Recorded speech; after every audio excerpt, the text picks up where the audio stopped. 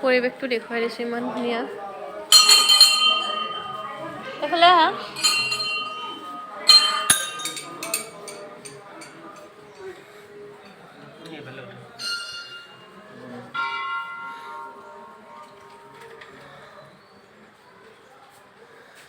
বৰ ধুনীয়া পৰিৱেশ নে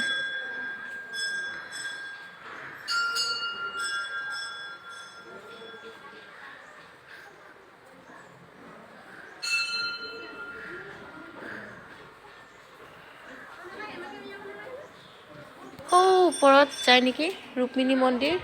শ্ৰীকৃষ্ণই যে ৰুক্মিণীক পলুৱাই আনিছিল আনি পেলাই তাত থৈছিলে এনেকুৱা কিবা এটা মন্দিৰ আছে